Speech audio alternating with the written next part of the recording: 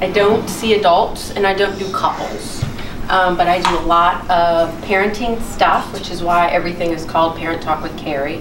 And I do a lot of family therapy stuff. So I don't see a child without seeing the family, right? Because the child is usually not just the issue. So if we can do the Facebook thing, that would be awesome. And hi there. Hi. Are you just getting out of mass? Yes. It was late. Okay. Again, I'm impressed with y'all being here because this isn't easy to talk about. So I need to get you grounded to this space. For those of you who have been here before, you know how we get grounded to this space.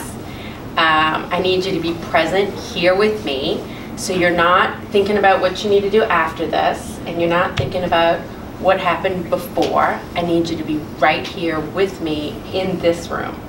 You're going to hear things better after we do this mindfulness, okay? So get as comfortable as you can in your chair. I'm going to do the breathing with you. You're going to breathe in through your nose and out through your mouth or your nose. Even though I say out through your mouth, it's just a habit. I'm going to do it to the count of 4. You're going to inhale through your nose to the count of 4, and you're going to exhale to the count of 6, okay? I would like it if you did this throughout the day, right? To keep you present in the moment, to keep you less stressed. Teach your kids how to do this all day. Do it before bed, do it before school. Doing it in the car on the way to school is a good idea, especially if you've had a crazy morning, right? And most families tend to have a little bit of craziness in the morning before school because there's a lot of things going on. All right, so you ready? Breathe in through the nose, out through the mouth. In through the nose, out through the mouth. In through the nose, out through the mouth. In through the nose, out through the mouth. All right.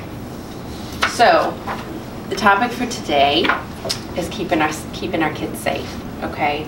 The conversation for this needs to start early. 3 is where we need to start. Okay, having this conversation with kids. It needs to be just a regular part of conversation that you do often, right? And it doesn't matter. So if we start at 3, until they leave you, you should still be having this conversation, okay, in one form or another. If they have a sibling, the sibling should be in the room, even if the sibling is younger, because we don't know when they catch on to stuff, right? So little ones, if you have a 3-year-old and you have a 2-year-old, the 2-year-old needs to be in the room too, right? If you have a 5-year-old and the 3-year-old's there, you still have the conversation. But everybody can be there, right? Moms and dads, kids, everybody should be there because it needs to be just part of your conversation. Right? It doesn't need to be hush hush and secret, and it doesn't need to be this big sit down serious thing, right?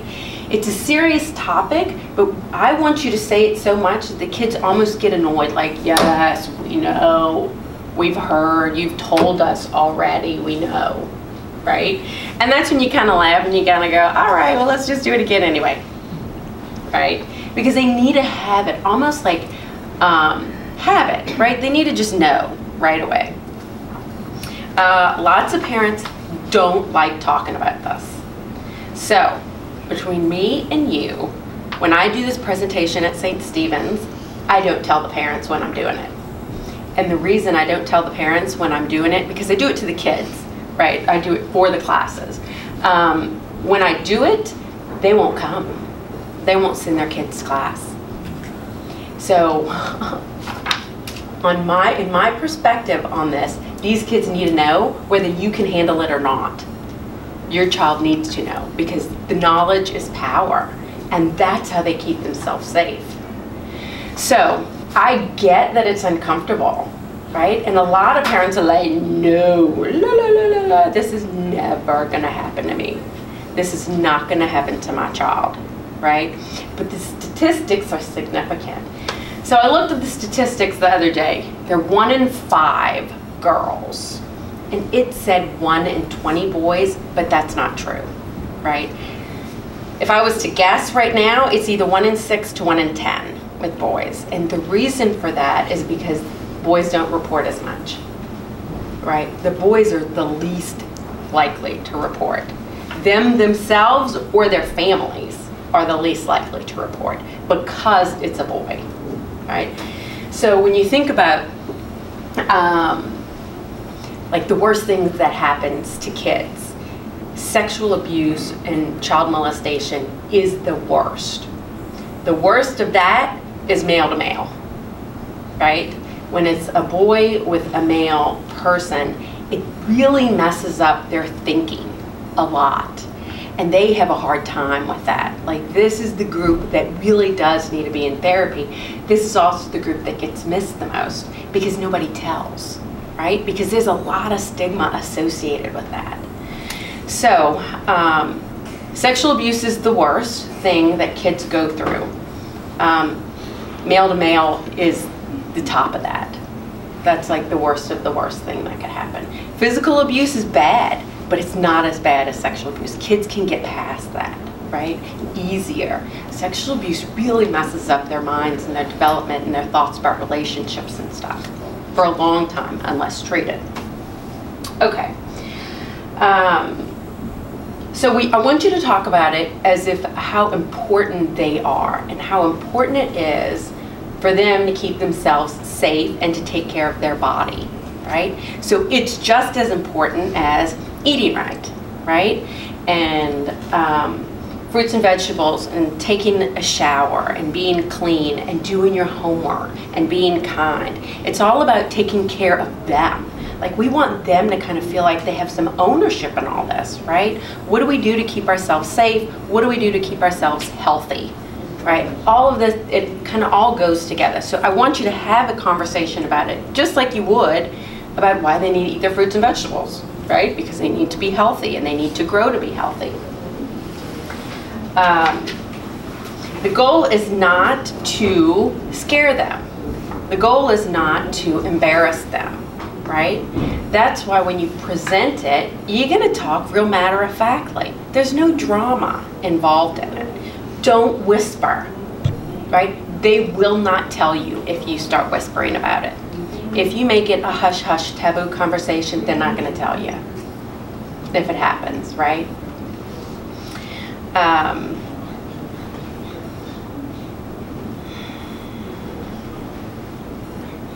The more open you are and easy to talk about it, the more likely they are to come to you. That's why I want you to do it a lot, right? Because the chances go up that they'll start to recognize that icky feeling, right? Because kids get that icky feeling. Like you get that icky feeling. You've had that icky feeling before, and you feel it somewhere in your belly and somewhere, and you're kind of like, something's not right here. And the sooner we can get kids to recognize that feeling, the better. Because once they feel it, it'll keep them safe from all kinds of things, right? Not just that, it keeps them safe all the time.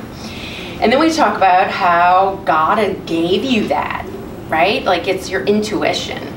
That's kind of like a safety net that God put in us. Like, you are special and you are supposed to be safe because that's what God wants for you. But you're also supposed to listen when your body starts telling you things. Like, that's God trying to talk to you and to help you stay safe. So the more you talk about it, the more likely they are to just have conversations about when things feel icky. Like, yeah, that didn't feel right. Like, this was happening and it just kind of didn't feel right. I remember when I was young, I was in like 2nd or 3rd grade, and there was a friend's dad, and there was nothing overtly that he did. But I always knew this is not the man I wanted to be alone with at all, right? There was something that this man gave off, and I could never do, I mean, there was nothing proven, but I knew it. And I also had an uncle who never, as far as I know, nothing has ever happened. But he's like, yeah, I always stayed away. And it was just from a feeling. So it didn't come from my parents, it didn't come from anyone. Nobody told me anything, but I felt this. And I listened to it, and I don't know why, because I was still little and nobody told me you're supposed to listen to that. But I just stayed away. Now, I still went to their house, we still had Thanksgiving, we still had Christmas, but I just wasn't around him. Okay. There are some families that do have code words for things. I encourage you guys to use a code word. It helps to keep kids safe. If someone's trying to manipulate them, like they need to know the word. They're not allowed to open the door unless somebody knows the code word, right? If they're at home, you don't open the door without the code word. You don't go with anybody unless that person knows the code word, right? And then it's up to you. If someone has to go get your child for some reason, you give them the code word that they have to say. Your child doesn't go. And that's something you can start practicing when they're young too. Like, what is the code word? What's the code word? And do we tell everybody our code word? No. Why do we use our code word? What is it for? Right? Okay. I do encourage you to practice different scenarios. What if stuff? What if this happens? What would you do? Right? Mine is usually, what if somebody offers you some candy? Hey, come here, do you want to have some candy? But that's a tricky one with kids. Especially when mine was younger, I'd be like, what if somebody came to you and said, hey, little boy, you want some candy? He would look at me and he goes, ooh, I like candy. And I'm like, I know. And he's like, I wouldn't go though. And I'm like, you sure? And he's like, I wouldn't go. And I'm like, okay. But I knew in my head he would go. So I needed to be very aware that he would go. And then the whole puppy thing. Shut up. If somebody has a puppy, I'm going.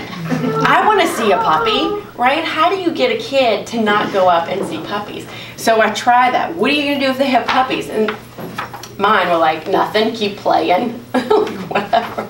But I'm like, okay, we need to worry more about me because I would totally go to a car and look at a bunch of puppies. But those would be the things like practice and role play stuff. Things that you see on TV that have happened, just they didn't necessarily see it, but put it in a role play. What would you do if kind of thing? Just to kind of keep them still thinking about it.